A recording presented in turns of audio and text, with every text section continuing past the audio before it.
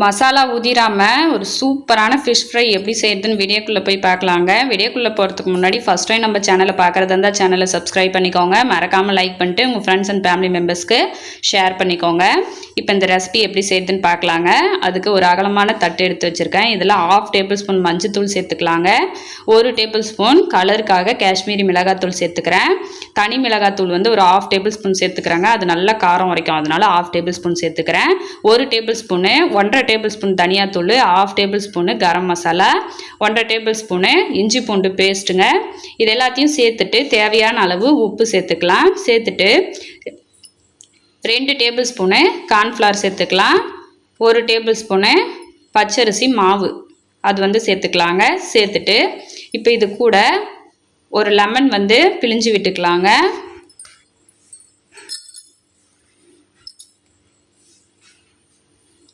Lemon பிழிஞ்சு விட்டு இப்போ இது நம்ம எல்லாத்தையும் ஒன்று போல் சேர்ந்து வர்ற மாதிரி எல்லாத்தையும் நல்லா கலந்து விட்டுக்கலாங்க.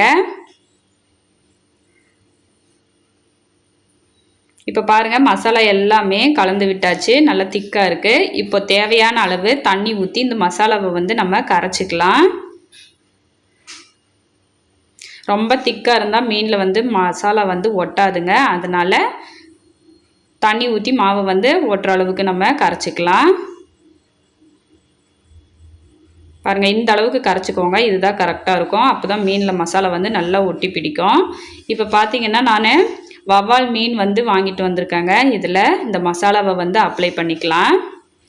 இந்த மாதிரி நல்லா எடுத்து அப்படியே தடவி விட்டுக்கோங்க.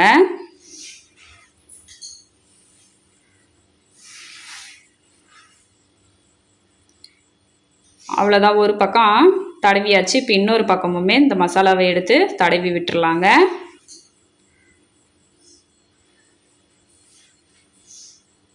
இந்த ஓரங்களில் மீனோட இந்த உள் பக்கம் எல்லா பக்கமுமே மசாலா வந்து அப்ளை பண்ணிக்கோங்க.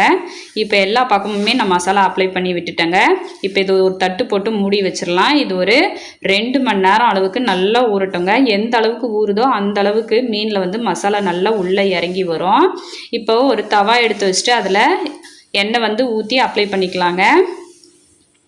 தவா நல்லா சூடானதும் இப்போ இதில் ஒரு கொத்து கருவேப்பிலையை வச்சுட்டு இதில் அப்படியே அந்த மீனை எடுத்து வச்சிடலாங்க.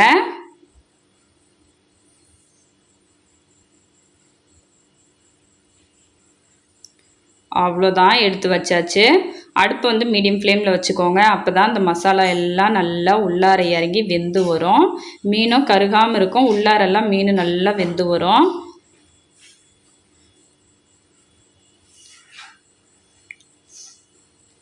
லோ ஃப்ளேம்லேயே ஒரு 4 நிமிஷம் நான் வந்து வேக வச்சுருந்தேங்க ஒரு பக்கம். இப்போ இன்னொரு பக்கம் வந்து திருப்பி போட்டுக்கலாம்.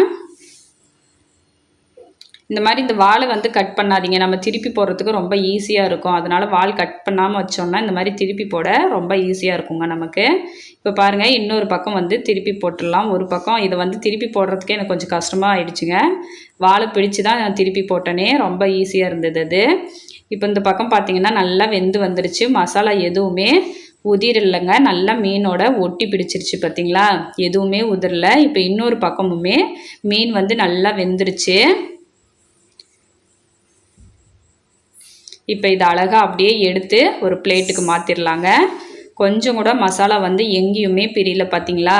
ரொம்ப சூப்பராக சுவையாக ஒரு அருமையான மசாலா உதிராமல் மீன் ஃப்ரை வந்து ரெடி ஆகிடுச்சு பாருங்கள். ரொம்ப டேஸ்ட்டாக இருந்ததுங்க. இப்போ இதை வந்து புட்டு காட்டுறேன் பாருங்கள். உள்ளாரெல்லாம் நல்லா வெந்து இந்த மசாலாலாம் சூப்பராக இறங்கி வந்துருந்தது. ரெஸ்டாரண்ட்லலாம் கிடைக்கும்ல, அதே மாதிரி சூப்பரான மீன் ஃப்ரை ரெடிங்க.